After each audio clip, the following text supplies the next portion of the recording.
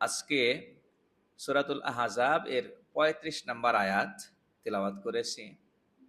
এই ৩৫ নম্বর আয়াতে আল্লাহ তাআলা সফল ইমানদারদের চূড়ান্ত ভাবে যারা সফল হবে নারী এবং পুরুষ তাদের ১০টা চরিত্রের কথা বলেছেন, ১০টা গুণের কথা বলেছেন, ১০টা বৈশিষ্ট্যের কথা বলেছেন।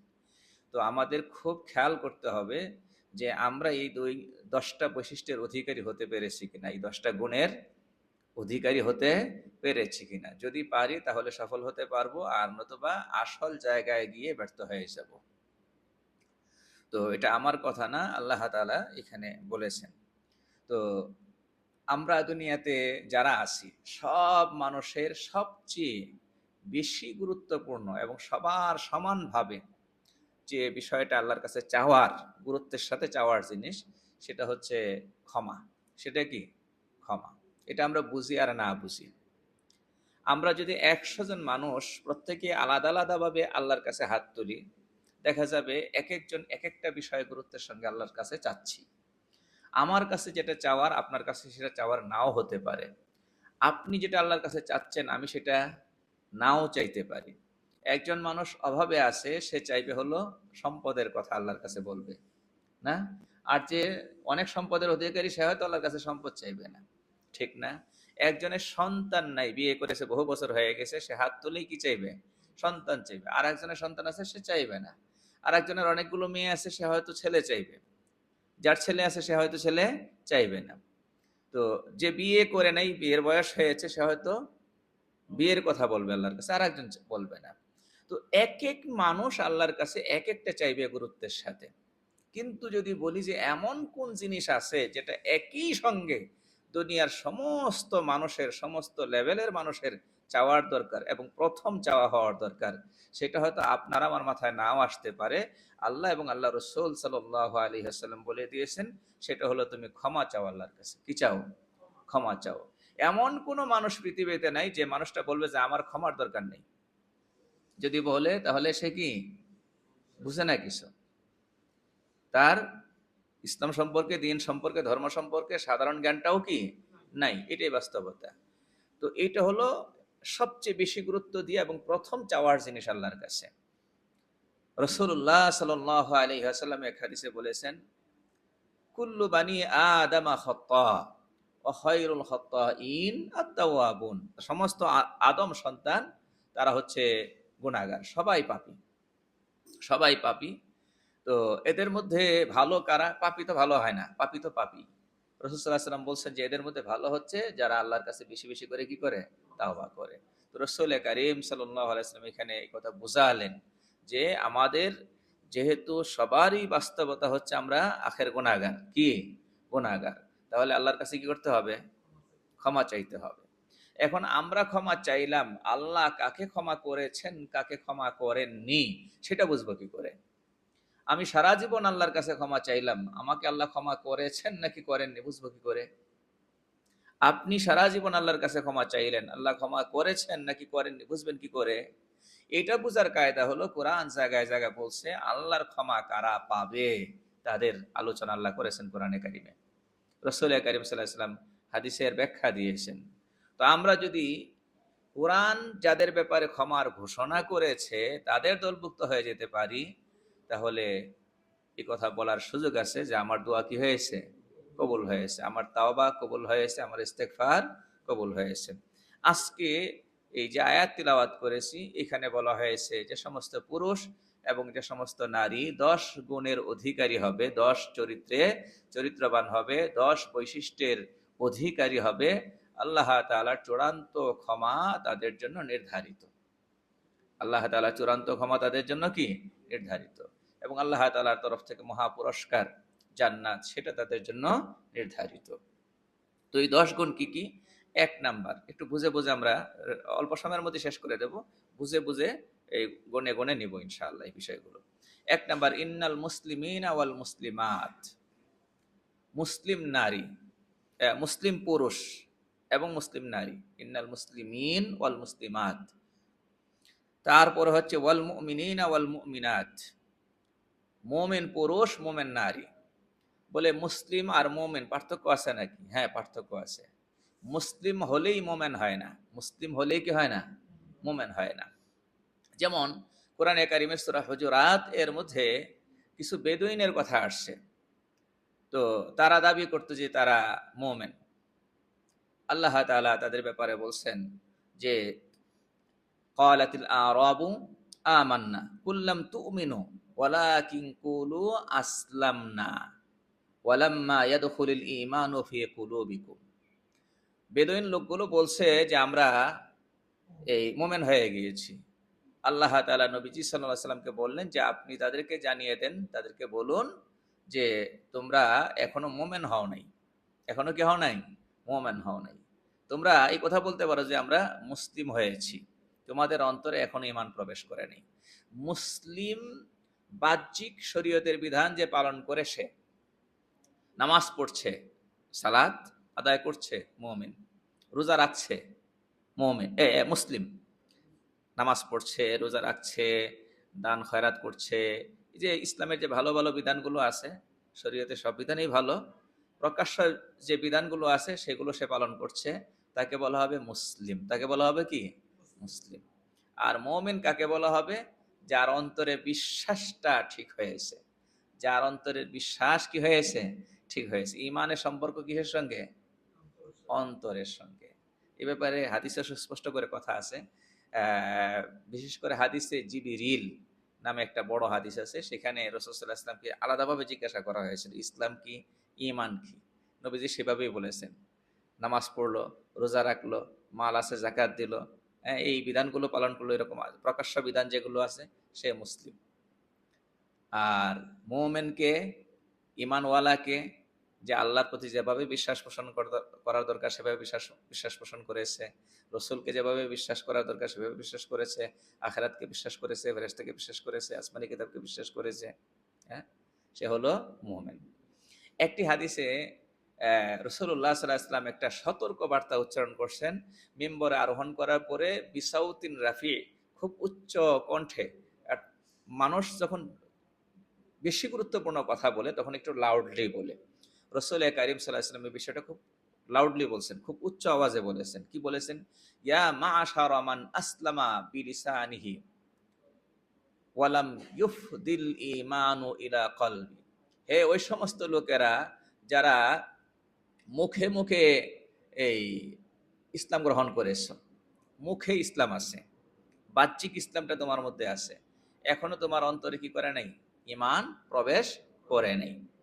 লা তুযুল লা তুযুল মুসলিমিন, তোমরা মুসলমানদেরকে কষ্ট দিও না।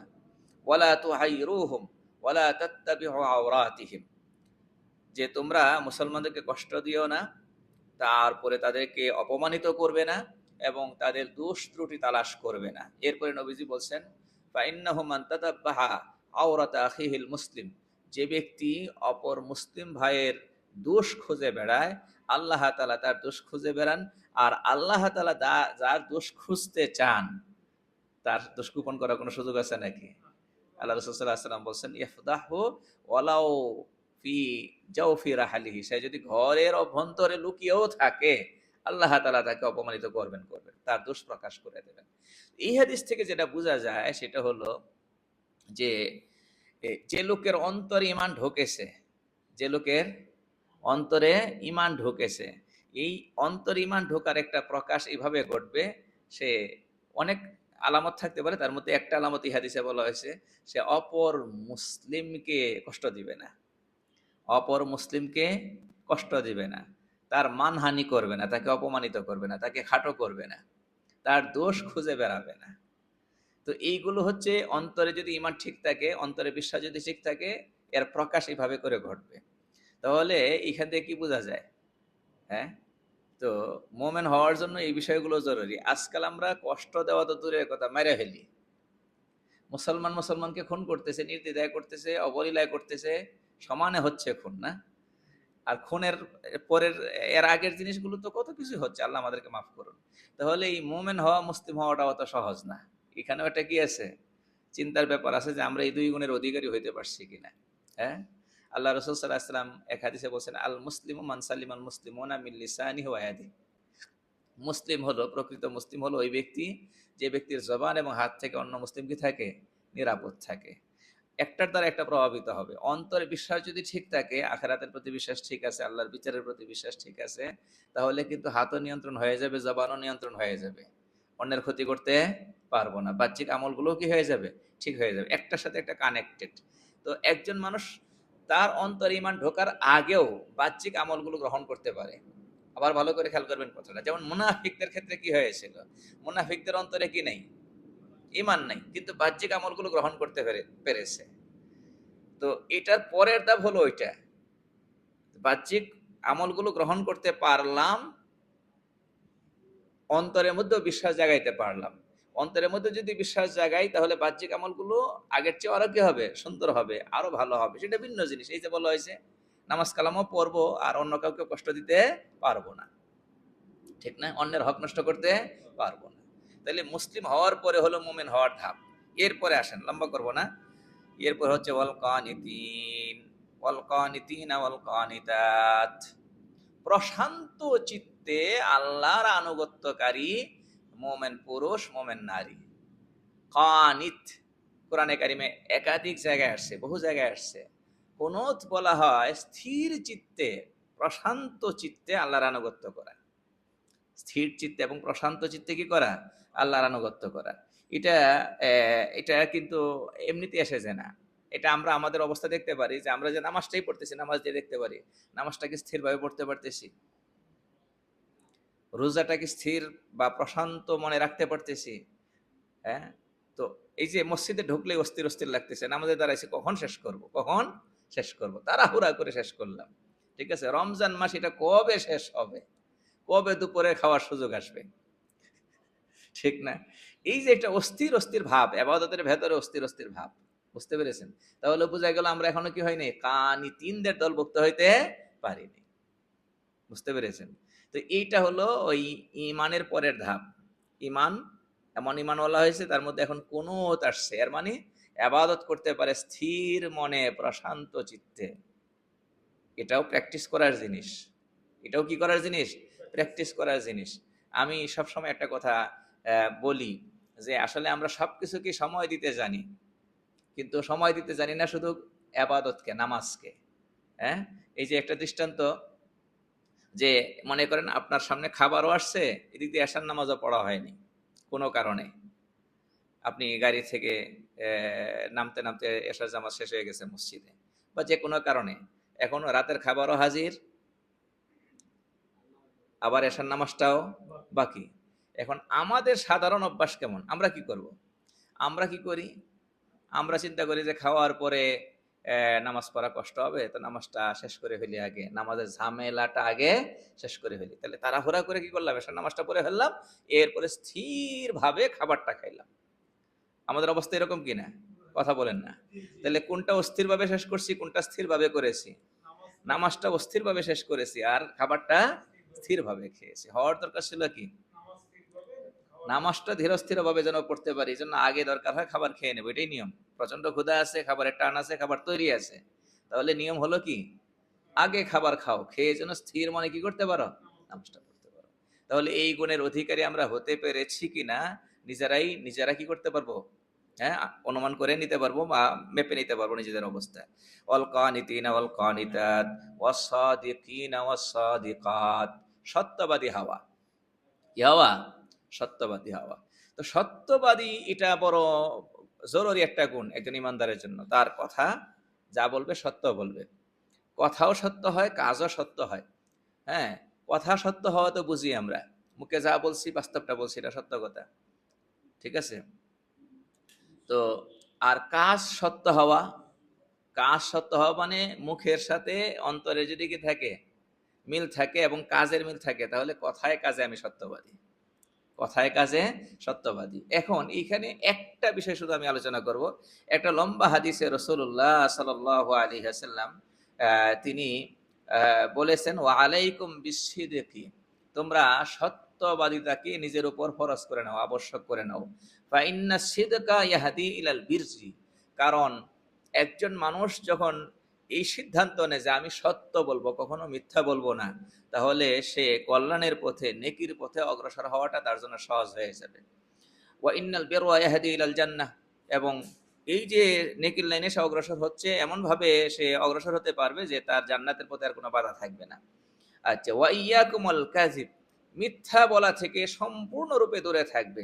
ফা ইন্নাল কাযিবা ইয়াহদি ইলাল ফুজুর, কারণ মিথ্যা পাপী বানায়, পাপের দিকে নিয়ে যায়। ওয়া ইন্নাল ফুজুরা ইয়াহদি ইলান নার, আর পাপ শেষ পর্যন্ত জাহান্নামী বানায় সারে। ওয়ালা ইয়াজালুর রাজুলু ইয়াসদুকু ওয়া ইয়াতাহাররা সিদকা হাত্তা ইউকতাবা ইনদাল্লাহি সিদ্দিকা। কিছু মানুষ আছে তারা সত্য বলে এবং মাথা খাটিয়ে খাটিয়ে সত্য বলে। আমি এই তর্জমাটা করলাম, সত্য বলে এবং কি মাথা খাটিয়ে খাটিয়ে কি করে সত্য বলে। তো এই যে সত্য বলার তার একটা সুন্দর প্রবণতা, তো এই প্রবণতা তাকে শেষ পর্যন্ত সিদ্দিক বানায়। আল্লাহর কাছে তাকে কি লিখে দেওয়া হয়? সিদ্দিক। এরপরে এর বিপরীত, ওয়ালা ইয়াজালু রাজুলু ইয়াকযিবু ওয়া ইয়াতাহাররাল কাযিবা হাত্তা ইউকতাবা ইনদাল্লাহি কাযযাবা। আরেকজন মানুষ সে মাথা খাটিয়ে খাটিয়ে মিথ্যা বলে, মিথ্যা বলার সুযোগ খুঁজে কেমনে মিথ্যাটা এখানে বলা যায়, মাথা খাটিয়ে কি করে মিথ্যা বলে। এই লোকটাকে শেষ পর্যন্ত আল্লাহ তাআলা এই কাযযাব, মহামৃত্যুকদের তালিকায় তার নামটা উঠিয়ে দেন। এই যে আমি একটা কথা বললাম, মাথা খাটিয়ে সত্য বলা, মাথা খাটিয়ে মিথ্যা বলা, এটা আপনারা হয়তো নিশ্চয়ই বুঝতে পেরেছেন। অনেক সময় আমাদের সামনে এমন কিছু অবস্থা আসে, অকপটে সত্যটা আমরা বলতে কেমন যেন চাই না, যে মনে হচ্ছে যে কোনো ঝামেলা হয়ে যাবে, বিপদ হয়ে যাবে, এই হবে সেই হবে, ঠিক না? হয় না এরকম? আচ্ছা, ওই সময় আমরা অনেকেই করি কি, মিথ্যা বলে ফেলি। কি করি? মিথ্যা বলে ফেলি। কিন্তু আপনি যদি সূক্ষ্মভাবে এখানে চিন্তা করতেন যে আমি মিথ্যার আশ্রয় নেব না, কিভাবে আমি এখান থেকে মিথ্যা বলা থেকে দূরে থাকতে পারি, রেহাই পাইতে পারি, একটু চিন্তা করলাম। কৌশল করে আপনি একটা সত্যই বললেন, বা ঘুরাইয়া বললেন যে আপনি সত্যই বললেন। মাথা খাটালেন কি বলার জন্য? সত্য বলার জন্য। তাহলে আপনি একসময় সিদ্দিক হয়ে যাবেন। আর একজন হলো বানায় বানায় সুন্দর করে গুছিয়ে গুছিয়ে কি করে মিথ্যা বলে, আছে না নাই? তো মাথা কাটাচ্ছে কিসের জন্য? মিথ্যা বলার জন্য। আল্লাহ মাফ করুন। তাহলে তার অবস্থা বড় খারাপ হবে। একটা কথা মনে রাখতে হবে, যেহেতু মিথ্যাটাকে আল্লাহ হারাম করেছেন, সত্য বলাকে আপনারা আমার উপর ফরজ করেছেন, এই জন্য সত্য বলাটা অসম্ভব কিছু না। যে কোনো পরিস্থিতিতে সত্য বলাটা কি না অসম্ভব না। অসম্ভব হলে এটা আল্লাহ পাক কি করতেন না? ফরজ করতেন না। কথা বুঝতে পেরেছেন? তো এখানে দেখেন শরীয়ত কতটা আপনার আমার জন্য সহজ করছে। যেগুলোকে আমরা একান্ত বেকায়দা মনে করি যে এই জায়গায় নিরুপায়, উপায় নেই, তো সেই জায়গায় শরীয়ত একটা উপায় বলে দিয়েছে। তো সেই জায়গায় শরীয়ত এটা কি করছে? উপায় বলে দিয়েছে। এটা কোরআনে আসছে, কিন্তু হযরত ইব্রাহিম আলাইহিস সালামের ঘটনায় আসছে, হাদিসেও আসছে এরকম বিবরণ। সেটা হলো আপনি একটু ঘুরিয়ে বলেন কথাটা, এটাকে তাওরিয়া বলা হয়। এটা কিরকম? মনে করেন আপনার কাছে টাকা আছে, আপনার কাছে কি আছে? টাকা আছে, একজনকে দেওয়ার মতো টাকা আছে। কিন্তু যে মানুষটা আপনার কাছে এসে এই ঋণ চেয়েছে, হাওলাত চেয়েছে, আপনি এই কথা জানেন ওরে টাকা দেওয়া মানে এটা আর ফিরে পাওয়া পাওয়া যাবে না। এরকম পরিস্থিতি হয় কি হয় না? কথা বলেন না? হয়। এখন আপনি যদি বলেন টাকা আছে দেব না, এটা তো সে মেনে নিবে না, বরং ঝগড়া করা শুরু করবে, টাকা আছে তুমি দিবা না। কথা বুঝতে পেরেছেন? আর যদি বলেন না আমার কাছে কোনো টাকা নাই, তাহলে সত্য হলো না মিথ্যা হলো? মিথ্যা হলো। ঠিক আছে? আছে দেব না সেটাও বলতে পারতেছেন না, নাই বলতে পারতেছেন না, কি হবে? মিথ্যা হবে। ঠিক ঠিক আছে? আবার দিতেও পারতেছেন না কেন? যেখানে আপনার সম্পদ, এটার হেফাজত হবে না, হারিয়ে ফেলবেন, দিলে পরে ওই লোকে ফেরত দেবে না, সেখানে ইসলামিক কথা বাধ্য করে নাই যে আপনি সত্য বলেন এবং টাকাটা দিয়ে দেন, পান বা না পান। এটা শরীয়ত কি করে নাই? আপনার উপর আবশ্যক করে নেই। তাহলে এখানে কি করবেন? কৌশল করেন। আপনি এই কথা বলেন, যদি বলতেই হয় বলেন যে ভাই আসলে আমার হাতে টাকা থাকলে আমি নিশ্চয় তোমারে দিতাম, কিন্তু আমার হাত একদম খালি, আমার হাতে কোনো টাকা নাই এখন, আমার হাতে এখন একদম কোনো কি নাই, টাকা নাই, যে থাকতো তো আমি তোমাকে দিয়ে দিতাম। এবার সত্য হয়েছে না মিথ্যা হয়েছে? বাহ্যিক দৃষ্টিতে ওই বেটা বুঝবে যে আপনার মালিকানা বা আপনার কাছে কোনো টাকা নেই, কিন্তু আপনি এখানে একটু কৌশল করে কথাটা বলেছেন, আপনার হাতে নাই মানে এই দুই হাতে কি নাই। কারণ হাতে থাকার দুইটা অর্থ আছে। হাতে থাকার কয়টা অর্থ? দুইটা।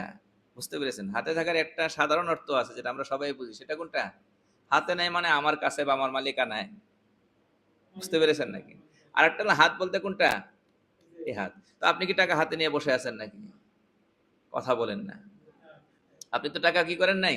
হাতে নিয়ে বসে থাকেন। এটাকে বলা হয় তাওরিয়া। এটাকে কি বলা হয়? তাওরিয়া। কথা বুঝতে পেরেছেন? তো এইটা অপারগতার সময় আপনি বলতে পারেন। তাও তো আপনি কি বললেন না? মিথ্যা বললেন না। কথাটা বুঝাইতে পারছি? কি বললেন না? মিথ্যা বললেন। এরপরে কোন কোন জায়গার মধ্যে সুস্পষ্ট মিথ্যা বলাও জায়েজ। কোন কোন ক্ষেত্রে। যেমন নাকি একটা সন্ত্রাসী লোক একজন নিরীহ মানুষকে খোঁজ করতেছে মেরে ফেলার জন্য। তো ওই লোকটা আপনার ঘরে লুকিয়েছে অথবা এমন জায়গায় লুকিয়েছে আপনি জানেন, আপনি এখানে দাঁড়ানো। এখন সন্ত্রাসী আপনার পাশ দিয়ে যাচ্ছে, এই অমুক কোথায় গেছে দেখছেন? এখন আপনি এখানে ওই ঘুরিয়েও বলার দরকার নেই, ডাইরেক্ট আপনি বলতে পারবেন যে কি না এইরকম কেউ ওইদিকে আসেনি, আমি তো এখানে অনেকক্ষণ ধরে দাঁড়ানো, এখানে কেউ এরকম আসেনি। কারে বাঁচানোর জন্য? ওই নিরীহ মানুষটাকে বাঁচানোর জন্য, একজন সন্ত্রাসীর হাত থেকে, খুনির হাত থেকে। এই ধরনের জায়গার মধ্যে আপনি সরাসরি মিথ্যা বলতে পারবেন, এটা শরীয়ত অনুমোদন দিয়ে রাখছে। এখানে আপনার জন্য মিথ্যার গুণা লেখা হবে না, বরং একটা প্রাণ বাঁচিয়ে দেওয়ার কি হবে? সব লেখা হবে। এই জন্য জানতে হয়, আপনার সমস্ত মাসলাগুলো জানতে হবে। কোন জায়গায় একেবারে সরাসরি মিথ্যা বলতে পারতেছি সেটাও জানতে হবে, কোন জায়গায় আপনি ঘুরিয়ে মিথ্যা বলবেন সেটাও আপনার জানতে হবে। বুঝতে পেরেছেন? এর বাইরে যে আপনার কি করতে হবে, সত্যই বলতে হবে, সেটাও আপনার জানতে হবে। তাহলে এইটার উপর আমল করা সহজ হবে। ইসলাম এই জন্য এলেমের কথা আগে বলে, আপনি আগে জানেন, ভালো করে জানেন, একেবারে ভালো করে জানেন, জেনে জেনে আমল করেন প্রশান্তির সাথে, নিশ্চিতভাবে আমল করেন যে আমার আমল কি আছে, ঠিক আছে। যা হোক, তাহলে সত্য বলতে হবে কি না? বলতে হবে। এটা কয় নাম্বার? 4 নাম্বার। ওয়াসাদিকিনা ওয়াসাদিকাত, তারপরে ওয়াসাবিরিনা ওয়াসাবিরাত। সবরকারী পুরুষ, সবরকারী নারী। সবরের অনেক প্রকার আছে, বিশেষ একটা প্রকার হলো বিপদ আপদে, মুসিবতে কি করা? সবর করা। এই সবরটা মূলত আসলে আল্লাহ তাআলার উপর এবং আল্লাহ তাআলার তরফ থেকে নির্ধারিত তাকদীর বা ভাগ্যের উপর বিশ্বাস স্থাপন।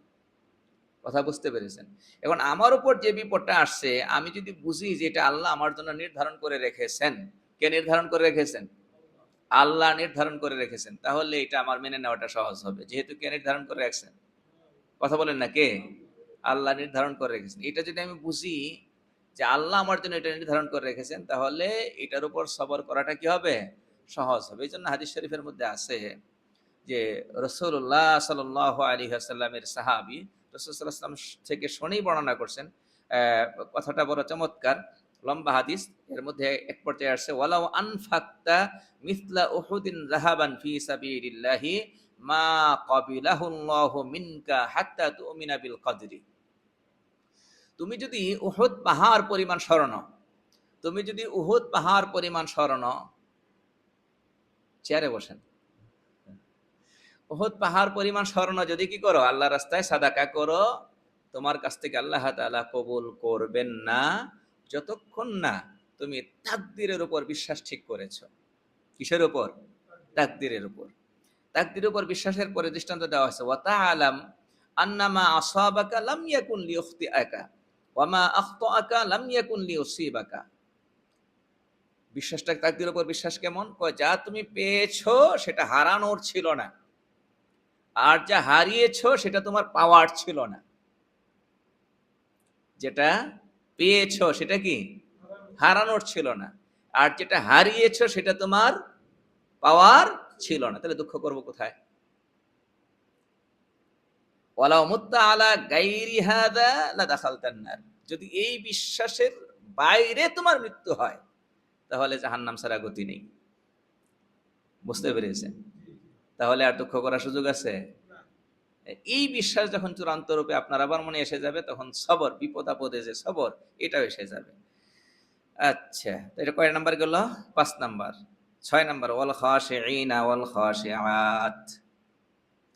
খুশু, এটার অর্থ হচ্ছে যে আল্লাহকে ভয় করা এবং বিনীতভাবে আল্লাহর আনুগত্য করা। আমরা নামাজের খুশুর কথা বলি নাকি? মনোযোগ সহকারে বিনীতভাবে নামাজ পড়া, খুব সংক্ষেপে যদি বলা হয়। তো এই খুশুওয়ালা পুরুষ, খুশুওয়ালা নারী, খুশু আসে হলো দুই জিনিসের দ্বারা। কয় জিনিস? দুই জিনিস। এক হচ্ছে আল্লাহর ভয়, আর এক হচ্ছে আল্লাহর মুরাকাবা। এক হচ্ছে আল্লাহর কি? খাসিয়া, ভয়, আল্লাহর ভয়। আর এক হচ্ছে মুরাকাবা। মুরাকাবা মানে সর্বাবস্থায় আমাকে আল্লাহ দেখতেছেন। আল্লাহর ভয় তো বুঝি। মোরাকাবা মানে হচ্ছে আল্লাহর মোরাকাবা, মানে আল্লাহ আমাকে সর্বাবস্থায় কি করতেছেন? দেখতেছেন। এ ব্যাপারে কোরআনে অনেকগুলো আয়াত আসছে, বেশি লম্বা করে বলা যাবে না। একটা ছোট্ট কথা স্মরণ করিয়ে দিই, সেটা হলো এই রোজা আমাদেরকে মোরাকাবার প্র্যাকটিস করায়। কোন মোরাকাবা? যে আল্লাহ আমাকে দেখছেন, আল্লাহ আমাকে দেখছেন। রোজার মধ্যে আমাদের সবার এই চিন্তাটা মাথায় কাজ করে যে নির্জন বলতে কোনো জায়গা নেই। নির্জন বলতে কোনো কি নেই? জায়গা নেই। এই যে শুভে সাদেক থেকে নিয়ে সূর্যাস্ত পর্যন্ত প্রায় 11 ঘন্টা সময় নিয়ে আমরা পানাহার থেকে দূরে থাকতেছি রোজার উদ্দেশ্যে। কথা বুঝতেছেন? গোপনেও কোনো মানুষ খায় কিছু রোজার মধ্যে? গোপনেও কিছু খায় না, কিছু পান করে না। ঘরে কেউ নেই, কামরার ভেতরে, রুমের ভেতরে কেউ নেই, খায় না কিছু। যে রোজা রাখে সে কি করে না? খায় না। কারণ সেই কথা বুঝে যে কেউ নাই, মানে তো মানুষ নাই, কিন্তু কে আছে? আল্লাহ তো আছে। তাহলে নির্জন বলতে কোনো জায়গা নেই। এটার প্র্যাকটিস কিন্তু এখানে হয়, রোজার মাধ্যমে হয়। কথা বুঝতে পেরেছেন? আর এই যে এই চিন্তাটা অন্তরের মধ্যে বসাইতে পারা যে নির্জন বলতে দুনিয়াতে কোনো জায়গা নাই, যেখানে কেউ নেই সেখানে কে আছেন? আল্লাহ আছেন। যেখানে কেউ দেখে না সেখানে কে দেখেন? আল্লাহ দেখেন। এইটা যখন মানুষের অন্তরে বদ্ধমূল হয়ে যায়, তখন তাকওয়া এসে যায়। তখন সে আর গুনাহ করতে পারে না। কি করতে পারে না? গুনাহ করতে পারে না। বিশেষ করে সবচেয়ে বড় বিপদের হলো এই গোপন গুনাহগুলো, নির্জনের গুনাহগুলো। আজকাল বিশেষ করে এই মোবাইল ফোন কোন গুনাহগুলো আমাদের দ্বারা করাচ্ছে? কোন গুনাহ? নির্জনের গুনাহ, গোপন গুনাহ। এই যে আমি মাঝে মধ্যে বলি না যে মোবাইল ফোনে স্বামী এমন কিছু দেখে যে স্ত্রীর সঙ্গে শেয়ার করতে পারে না, স্ত্রী এমন কিছু দেখে কার সঙ্গে শেয়ার করতে পারে না? স্বামীর সঙ্গে শেয়ার করতে পারে না। ভালো ভালো মানুষ নামাজ কালাম পড়তেছে, হ্যাঁ, মোবাইল ফোনে কত গুনাহ হচ্ছে। কথা বুঝতে পেরেছেন? এখন মোবাইল ফোনে গুনাহগুলো হচ্ছে কেন? মোবাইল ফোনে গুনাহ নির্জনে করা যায়, কেউ দেখে না। মোবাইলটা আমার দিকে, আমার হাতে আছে, মানে এটার স্ক্রিনটা আমার দিকে, আমিই দেখতেছি, আর কেউ দেখতেছে না। এখন ওই চিন্তা যদি বদ্ধমূল থাকতো অন্তরের মধ্যে যে কেউ না দেখলে কে দেখেন? আল্লাহ দেখেন, তাহলে কি হইতো? এই নির্যাতনের গুনাহ থেকে বাঁচাটা আমাদের জন্য সহজ হয়ে যেত। তো এই দুইটা জিনিস যখন আসে, আল্লাহ তাআলা রাসূলুল্লাহ সাল্লাল্লাহু আলাইহি সাল্লামকে বলেছেন যে আপনি যখন নামাজে দাঁড়ান, আল্লাযী ইয়ারাকা হিনা তাকুম, আপনি যখন নামাজে দাঁড়ান আল্লাহ তাআলা আপনাকে দেখেন। ওয়া তাকাল্লুবাকা ফিস সাজিদিন, আপনি যে সেজদা করতেছেন সবার সঙ্গে, আল্লাহ দেখতেছেন। আমি দাঁড়ায় আছি, আল্লাহ দেখতেছেন। আমি রুকুতে আছি, আল্লাহ দেখতেছেন। আমি সেজদায় আছি, আল্লাহ আমাকে দেখতেছেন। তাহলে নামাজ পড়া অবস্থায় কি করা? এই কথা মাথার মধ্যে রাখা যে কে দেখতেছেন? আল্লাহ দেখতেছেন। এটা মুরাকাবা। এটা কি? মুরাকাবা। ওই যে একটু আগে একটা লম্বা হাদিসের দিকে ইঙ্গিত করেছিলাম, হাদিসে জিবরিল। সেই হাদিসে এক পর্যায়ে আসে রাসূলুল্লাহ সাল্লাল্লাহু আলাইহি ওয়াসাল্লামকে জিবরিল আলাইহিস সালাম প্রশ্ন করেছিলেন, মাল ইহসান, ইহসান কি? রাসূলুল্লাহ সাল্লাল্লাহু আলাইহি ওয়াসাল্লাম বলেছিলেন, আনতা আবুদাল্লাহা কাআন্নাকা তারাহু ফা ইন লাম তাকুন তারাহু ফা ইন্নাহু ইয়ারাকা। ইবাদত এমন ভাবে করবে যে তুমি যেন আল্লাহকে দেখতে পাচ্ছ। তুমি যেন আল্লাহকে দেখতে পাচ্ছ। আমি আল্লাহকে দেখে দেখে ইবাদত করতেছি, এটা কেমন? হ্যাঁ, কর্মচারী বা কাজের লোক বাগানে কাজ করতেছে, বারান্দায় মালিক বসে আছে চেয়ার পেতে। তো এই যে বাগানে যে কাজ করতেছে শ্রমিক, সে দেখতে পাচ্ছে মালিক তার দিকে কি আছে? তাকায় আছে। তাহলে এই শ্রমিকের কাজটা কেমন করে করবে? অবহেলার সাথে না খুব গুরুত্বের সাথে?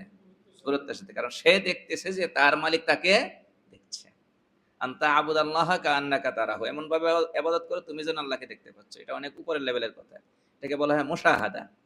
আচ্ছা, আর এটা যদি না হয়, ফা ইল্লাম তাকুন তারাহু ফা ইন্নাহু ইয়ারাক, ওই লেভেলে যদি যেতে না পারো যে তুমি আল্লাহকে দেখতে পাচ্ছ ইবাদত করার সময়, ওই লেভেলে যদি যেতে না পারো, তাহলে এমন ভাবে ইবাদত করো যে তোমার চিন্তা এটা অবশ্যই রাখবে, ফা ইন্নাহু ইয়ারাক, আল্লাহ তোমাকে দেখছেন, আল্লাহ তোমাকে দেখছেন।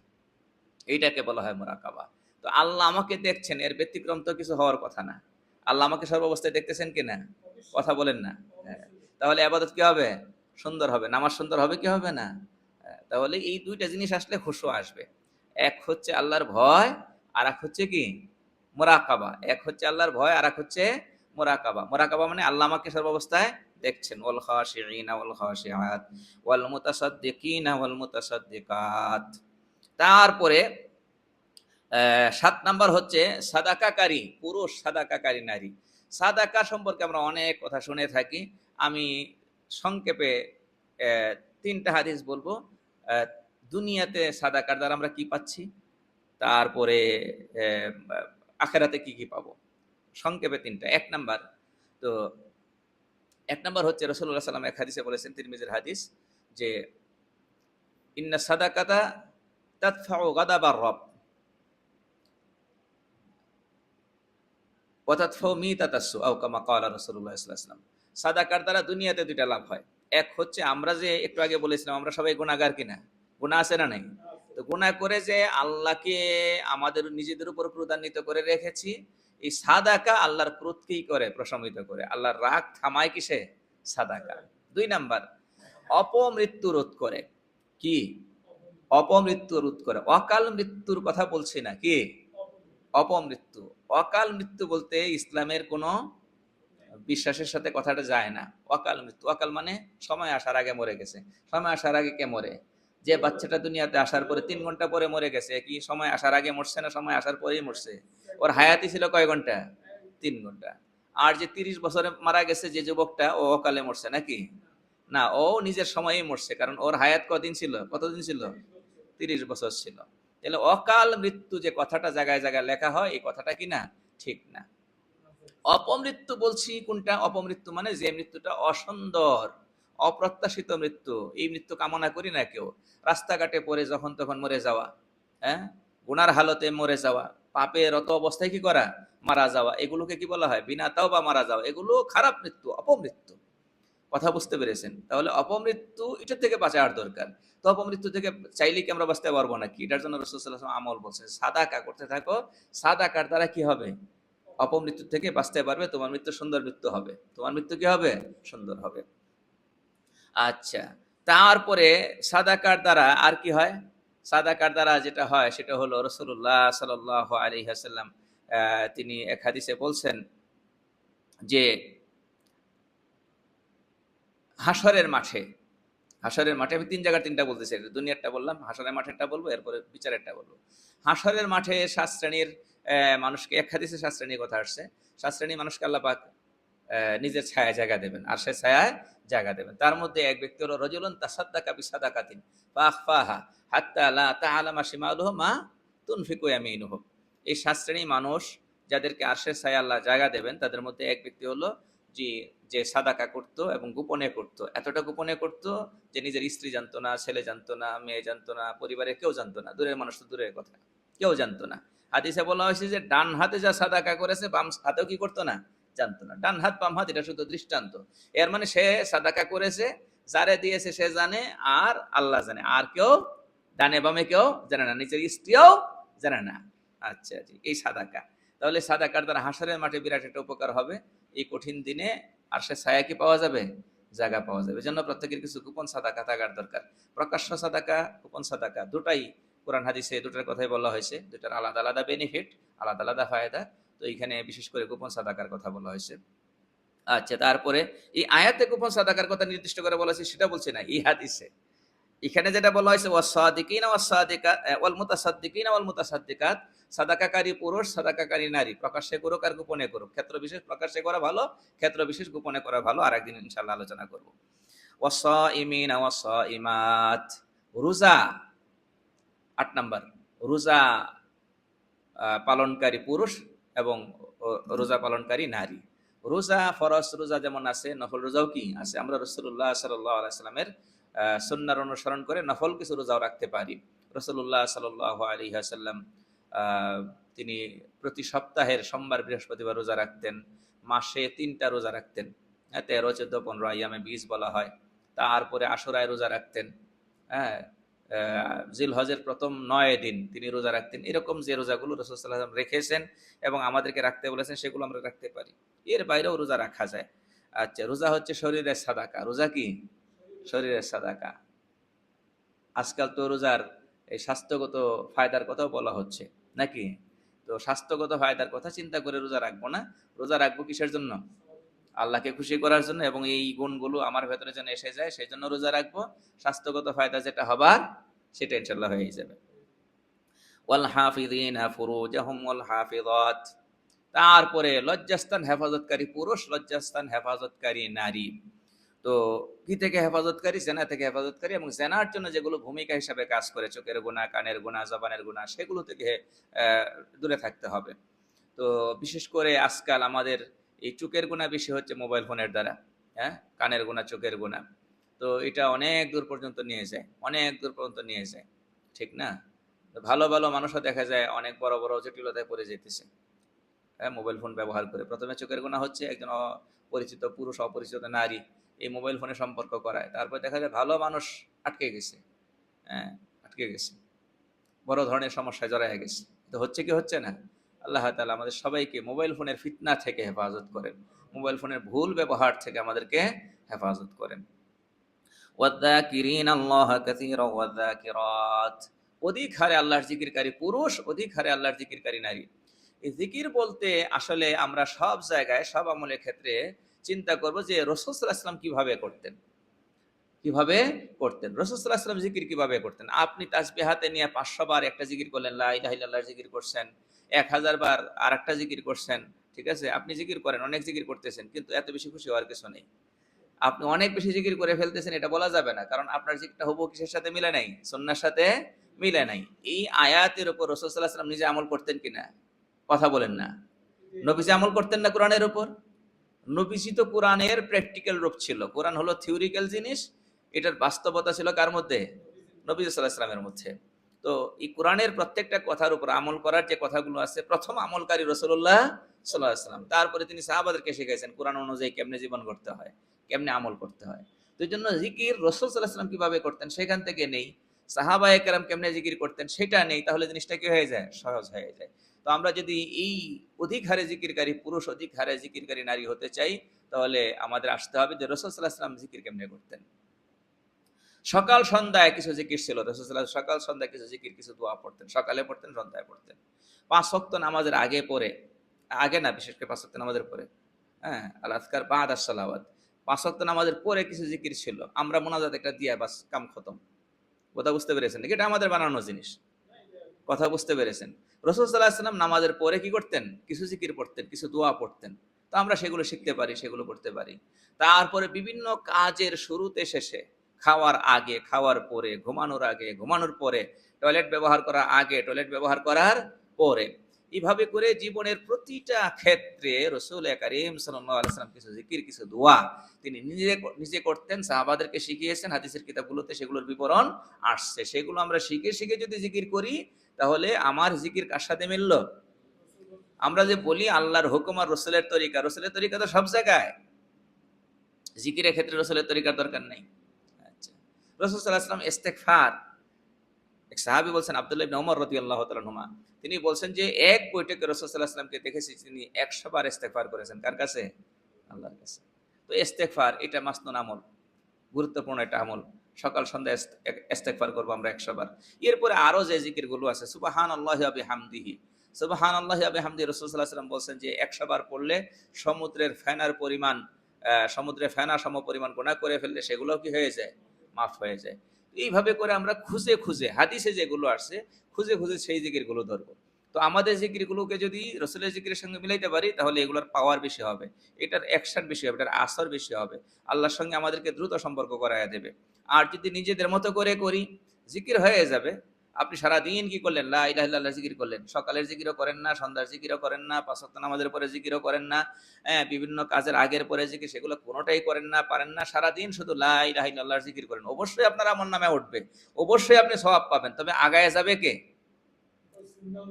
যে রাসূল সাল্লাল্লাহু আলাইহি ওয়াসাল্লামের শেখানো জিকিরগুলো করতেছে এবং রাসূলের মতো করে করতেছে সাল্লাল্লাহু আলাইহি ওয়াসাল্লাম। আ'আদাল্লাহু লাহুম মাগফিরাতাও ওয়া আজরান আযীমা। এই 10 গুণের অধিকারী যারা হবে, তাদের ব্যাপারে আল্লাহর তরফ থেকেই ফয়সালা, এই ঘোষণা যে আল্লাহ তাআলা তাদের জন্য ক্ষমা চূড়ান্ত করে রেখেছেন এবং তাদের জন্য মহা পুরস্কার তৈরি করে রেখেছেন। মহা পুরস্কার বলতে কল্পনাও করতে পারবো না। রাসূলুল্লাহ সাল্লাল্লাহু আলাইহি ওয়াসাল্লাম বলেছেন, আল্লাহ কোরআনে বলছেন, ফালা তা'লামু নাফসুম মা উখফিয়া লাহুম মিন কুররাতি আ'য়ুন, তাদের জন্য কি চক্ষু শীতলকারী পুরস্কার তৈরি করে রাখছি তারা জানে না, জানা সম্ভব না দুনিয়াতে থাকা অবস্থায়।